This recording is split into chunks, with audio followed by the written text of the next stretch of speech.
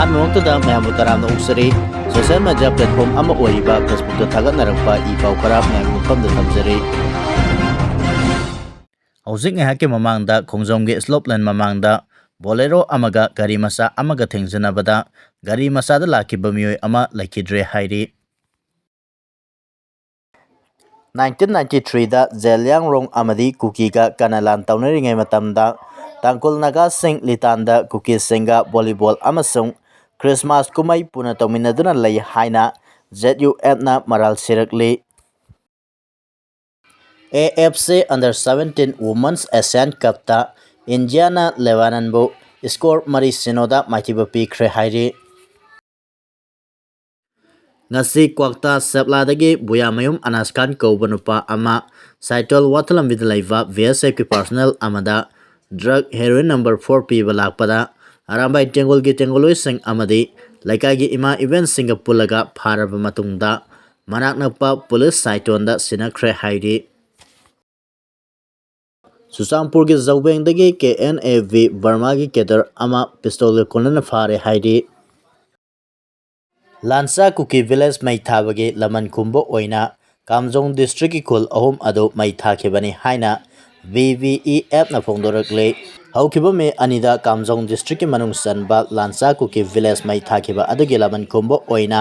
ꯀꯥꯝꯖꯣꯡ ꯗꯤꯁꯇ꯭ꯔꯤꯛꯀꯤ ꯋꯥꯡꯂꯤ, ꯆꯦꯔꯣ ꯑꯃꯁꯨꯡ ꯅꯝꯂꯤ ꯚꯤꯂꯦꯖ ꯍꯥꯏꯔꯤꯕ ꯈꯨꯜ 3 ꯑꯁꯤ ꯃꯩ ꯊꯥꯈꯤꯕꯅꯤ ꯍꯥꯏꯅ ꯀꯨꯀꯤꯖꯧ ꯒ꯭ꯔꯨꯞ ꯑꯃ ꯑꯣꯏꯔꯤꯕ ꯚꯤꯂꯦꯖ ꯚꯣꯂꯨꯟꯇꯤꯌꯔ ꯏꯁꯇꯔꯟ ꯖꯣꯟꯒꯤ ꯃꯥꯏꯀꯩꯗꯒꯤ ꯀ꯭ꯂꯦꯝ ꯇꯧꯈ꯭ꯔꯦ꯫ ꯈꯨꯜ 3 ꯑꯁꯤ ꯚꯤꯂꯦꯖ ꯚꯣꯂꯨꯟꯇꯤꯌꯔ ꯏꯁꯇꯔꯟ ꯖꯣꯟꯅ ꯃꯩ ꯊꯥꯈꯤꯕꯅꯤ ꯍꯥꯏꯅ ꯀ꯭ꯂꯦꯝ ꯇꯧꯔꯕꯁꯨ ꯒ꯭ꯔꯥꯎꯟꯗ ꯂꯩꯔꯤꯕ ꯑꯁꯦꯡꯕ ꯋꯥꯐꯝ ꯑꯁꯤꯒꯗꯤ ꯌꯥꯝꯅ ꯈꯦꯟꯅꯔꯤ꯫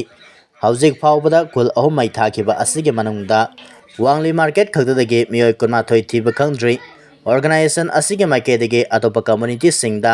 ꯀꯥ ꯍꯦꯟꯕ ꯊꯧꯑꯣꯡꯁꯤꯡ ꯆꯠꯊꯕ ꯅꯠꯇ꯭ꯔꯒ ꯂꯃꯟ ꯈꯨꯝꯅꯕꯒꯤ ꯋꯥꯈꯜꯂꯣꯟ ꯑꯃꯠꯇ ꯂꯩꯇꯦ, ꯑꯗꯨꯕꯨ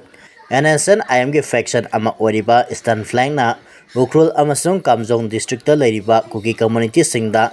ꯂꯥꯟꯗꯥꯕꯒꯤ ꯊꯧꯑꯣꯡ ꯆꯠꯊꯔꯤꯕ ꯑꯗꯨꯒꯤ ꯂꯃꯟ ꯈꯨꯝꯕ ꯑꯣꯏꯅ ꯊꯧꯑꯣꯡ ꯑꯗꯨ ꯆꯠꯊꯈꯤꯕꯅꯤ꯫ NSN ꯏꯁꯇꯔꯟ ꯐ꯭ꯂꯦꯡ ꯑꯃꯁꯨꯡ ꯃꯁꯤꯒ ꯆꯠꯃꯤꯟꯅꯔꯤꯕ ꯀꯥꯡꯕꯨꯁꯤꯡꯒꯤ ꯃꯊꯛꯇ ꯇꯥꯔꯒꯦꯠ ꯇꯧꯈꯤꯕ ꯊꯧꯗꯣꯛ ꯑꯗꯨꯒ ꯏꯀꯥꯟ ꯀꯥꯟꯅꯗꯅ ꯂꯨꯞ ꯑꯁꯤꯒꯤ ꯃꯥꯏꯀꯩꯗꯒꯤꯁꯨ ꯑꯊꯨꯕ ꯃꯇꯝꯗ ꯍꯟꯗꯨꯅ ꯅꯣꯡꯃꯩ ꯀꯥꯞꯅꯕꯗꯒꯤ ꯅꯥꯀꯜ ꯑꯅꯤꯒꯤ ꯃꯔꯛꯇ ꯅꯣꯡꯃꯩ ꯀꯥꯞꯅꯈꯤ꯫ ꯊꯧꯗꯣꯛ ꯑꯁꯤ NSN ꯏꯁꯇꯔꯟ ꯐ꯭ꯂꯦꯡ ꯑꯃꯁꯨꯡ ꯃꯈꯣꯏꯒ ꯆꯠꯃꯤꯟꯅꯔꯤꯕ ꯀꯥꯡꯕꯨꯁꯤꯡꯗ ꯄꯤꯕ ꯃꯦꯁꯦꯖ ꯑꯃꯅꯤ꯫ NSN KAYꯒꯤ ꯆꯥꯎꯔꯥꯛꯅ ꯀꯦꯗꯔ 30 ꯔꯣꯝ ꯅꯝꯂꯤ ꯑꯃꯁꯨꯡ ꯀꯥꯡꯀꯨꯝ ꯑꯦꯔꯤꯌꯥꯗ ꯂꯩꯔꯤꯕ NSN ꯏꯁꯇꯔꯟ ꯐ꯭ꯂꯦꯡꯒꯤ ꯀꯥꯡꯕꯨꯁꯤꯡ ꯑꯗꯨ ꯁꯄꯣꯔꯠ ꯇꯧꯕ ꯑꯣꯏꯅ ꯗꯤꯄ꯭ꯂꯣꯏ ꯇꯧꯔꯤ꯫ ꯃꯁꯤꯒ ꯂꯣꯏꯅꯅ NSN ꯏꯁꯇꯔꯟ ꯐ꯭ꯂꯦꯡ ꯑꯃꯁꯨꯡ ꯃꯁꯤꯒ ꯆꯠꯃꯤꯟꯅꯔꯤꯕ ꯀꯥꯡꯕꯨꯁꯤꯡꯅ ꯀꯨꯀꯤ ꯀꯝꯃ꯭ꯌꯨꯅꯤꯇꯤꯁꯤꯡꯒꯤ ꯃꯊꯛꯇ ꯆꯠꯊꯔꯤꯕ ꯊꯧꯑꯣꯡꯁꯤꯡ ꯑꯁꯤꯗ ꯃ꯭ꯌꯥꯟꯃꯥꯔꯗ ꯕꯦꯖ ꯇꯧꯕ ꯁꯥꯅꯤ ꯅꯦꯁꯅꯦꯂꯤꯁꯠ ꯑꯥꯔꯃꯤ SNAꯒꯤ ꯀꯥꯡꯕꯨꯁꯤꯡ ꯑꯁꯤꯅ ꯑꯣꯄꯔꯦꯁꯟꯒꯤ ꯑꯣꯏꯕ ꯇꯦꯡꯕꯥꯡ ꯀꯌꯥ ꯑꯃꯁꯨ ꯄꯤꯔꯤ꯫ ꯃꯔꯛꯁꯤꯗ ꯃ꯭ꯌꯥꯟꯃꯥꯔꯗ ꯕꯦꯖ ꯇꯧꯕ ꯈꯨꯜ 3 ꯃꯩ ꯊꯥꯕꯒꯤ ꯊꯧꯗꯣꯛ ꯑꯁꯤꯗ ꯍꯛꯊꯦꯡꯅꯅ ꯆꯦꯟꯅꯕꯅꯤ ꯍꯥꯏꯔꯤꯕ ꯀꯥꯡꯕꯨ ꯑꯁꯤꯒꯤ ꯃꯥꯏꯀꯩꯗꯒꯤꯗꯤ ꯅꯝꯂꯤ, ꯆꯦꯔꯣ ꯑꯃꯁꯨꯡ ꯋꯥꯡꯂꯤ ꯈꯨꯜꯒꯤ ꯌꯨꯝꯁꯤꯡ ꯃꯩ ꯊꯥꯕꯒꯤ ꯊꯧꯗꯣꯛꯁꯤꯡ ꯑꯗꯨꯗ ꯃꯈꯣꯏ ꯆꯦꯟꯅꯗꯦ ꯍꯥꯏꯅ ꯌꯥꯅꯤꯡꯗꯕ ꯐꯣꯡꯗꯣꯔꯛꯈ꯭ꯔꯦ꯫ ꯃ꯭ꯌꯥꯟꯃꯥꯔꯗ ꯕꯦꯖ ꯇꯧꯔꯤꯕ ꯀꯨꯀꯤ ꯑꯥꯔꯝ ꯒ꯭ꯔꯨꯞꯁꯤꯡꯅ ꯏꯟꯗꯤꯌꯥꯟ ꯇꯦꯔꯤꯇꯣꯔꯤ ꯃꯅꯨꯡꯗ ꯊꯣꯛꯄ ꯊꯧꯗꯣꯛꯁꯤꯡꯗ ꯃꯈꯣꯏ ꯆꯦꯟꯅꯗꯦ ꯍꯥꯏꯅ ꯁꯦꯡꯗꯣꯔꯛꯂꯤ꯫ ꯀꯥꯝꯖꯣꯡ ꯗꯤꯁꯇ꯭ꯔꯤꯛꯀꯤ ꯈꯨꯜ 3ꯗ ꯑꯦꯇꯦꯛ ꯇꯧꯔꯛꯈꯤꯕ ꯑꯗꯨ ꯍꯥꯏ ꯄꯥꯋꯔ ꯀꯃꯤꯇꯤꯅ ꯊꯤꯒꯠꯂꯒꯅꯤ꯫ ꯍꯟꯗꯛꯇ ꯀꯥꯝꯖꯣꯡ ꯗꯤꯁꯇ꯭ꯔꯤꯛꯀꯤ ꯃꯅꯨꯡ ꯆꯟꯅ ꯂꯩꯕ ꯋꯥꯡꯂꯤ, ꯅꯝꯂꯤ ꯑꯃꯁꯨꯡ ꯆꯣꯔꯣꯗ ꯀꯨꯀꯤ ꯈꯨꯠꯂꯥꯏ ꯄꯥꯏꯕ ꯈꯔꯅ ꯕꯣꯝ ꯑꯃꯗꯤ ꯅꯣꯡꯃꯩ ꯀꯥꯞꯁꯤꯟꯗꯨꯅ ꯂꯥꯟꯗꯥꯔꯛꯈꯤꯕ ꯑꯗꯨꯗ ꯁꯦꯟꯇ꯭ꯔꯦꯜ ꯐꯣꯔꯁꯅ ꯂꯧꯈꯤꯕ ꯊꯧꯗꯥꯡ ꯑꯗꯨ ꯄꯦꯟꯅꯤꯡꯉꯥꯏ ꯑꯣꯏꯗꯦ ꯍꯥꯏꯅ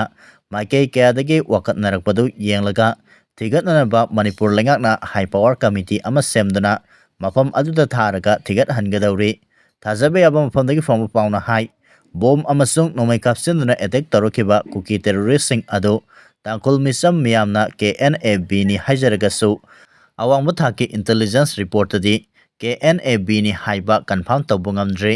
ꯃꯐꯝ ꯑꯗꯨꯋꯥꯏꯗ KNA-Bꯒꯤ ꯀꯦꯗꯔꯁꯤꯡ ꯃꯅꯤꯄꯨꯔꯒꯤ ꯕꯥꯎꯟꯗꯔꯤ ꯂꯥꯟꯊꯣꯛꯂꯒ ꯑꯦꯇꯦꯛ ꯇꯧꯕ ꯑꯃꯁꯨꯡ ꯍꯟꯈꯤꯕꯒꯤ ꯂꯝꯕꯤ ꯂꯩꯇꯦ꯫ ꯃꯗꯨꯒꯤꯗꯃꯛ ꯑꯀꯟꯕ ꯆꯦꯛꯁꯤꯟ ꯊꯧꯔꯥꯡ ꯍꯥꯟꯅꯗꯒꯤ ꯍꯧꯅ ꯂꯧꯈꯠꯂꯒ ꯂꯩ꯫ ꯑꯦꯇꯦꯛ ꯇꯧꯔꯝꯂꯤꯕ ꯀꯨꯀꯤ ꯇꯦꯔꯣꯔꯤꯁꯠꯁꯤꯡ ꯑꯗꯨ ꯇꯦꯡꯅꯧꯄꯜꯗ ꯕꯦꯖ ꯇꯧꯕ ꯚꯤꯂꯦꯖ ꯚꯣꯂꯨꯟꯇꯤꯌꯔ ꯏꯁꯇꯔꯟ ꯖꯣꯟꯒꯤ ꯀꯥꯡꯕꯨ ꯑꯣꯏꯒꯅꯤ ꯍꯥꯏꯅ ꯂꯧꯅꯔꯤ꯫ ꯍꯥꯏꯔꯤꯕ ꯇꯦꯔꯣꯔꯤꯁꯠꯁꯤꯡ ꯑꯁꯤꯒꯤ ꯀꯦꯗꯔ 70ꯗꯒꯤ 60 ꯐꯥꯎꯕ ꯃꯣꯔꯦ ꯑꯃꯗꯤ ꯃꯁꯤꯒꯤ ꯑꯀꯣꯏꯕꯗ ꯑꯣꯄꯔꯦꯠ ꯇꯧꯗꯨꯅ ꯂꯩꯔꯤ꯫ ꯄꯟꯕ ꯌꯥꯕꯗꯤ ꯑꯦꯇꯦꯛ ꯑꯗꯨ KNA-B ꯑꯃꯁꯨꯡ PDFꯀꯤ ꯑꯄꯨꯟꯕ ꯀꯥꯡꯕꯨꯅꯅꯤ ꯍꯥꯏꯅ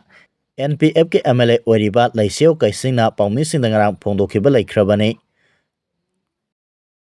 Subendu Adhikari hayeng ayuk pung 13 tabada Bengal gi CM oina wasak lorogani. Wasak laubagi tauram yaunaba Manipur gi Chief Minister Yumnam Khemchand Kolkata da thungkhre. Mamta Banerjee na lusingba Trinamool Congress ki lengak Mikhal da maiti khrabatungda Subendu Adhikari hayeng ayuk pung 13 tabada West Bengal gi Chief Minister oina wasak lorogani.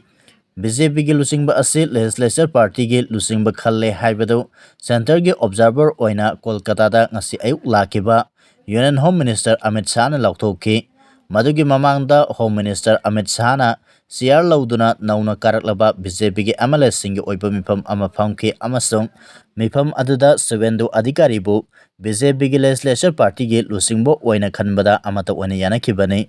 State asida BJP gi ahanba Chief Minister mahana oiragani. Wasak laubagi tauram asi yaunanaba ngasi ayuk Manipur gi Chief Minister Khemchand Kolkata da thungkhre. Maki khongset asi BJP na lengakpa state pumnamaki Chief Minister sing hayeng wasak laubagi tauram asida yaunanaba invitation tarukpadagi satkibani. Hayeng wasak lauba loraba tungda mahak Bangalore da numit ini gi khongsetta salaba yai. Madugi matungda mahak Imphal da halakadra natraga Guwahati da oina satkadra haiba hojikmaki oina sapsana khamba ngamdri.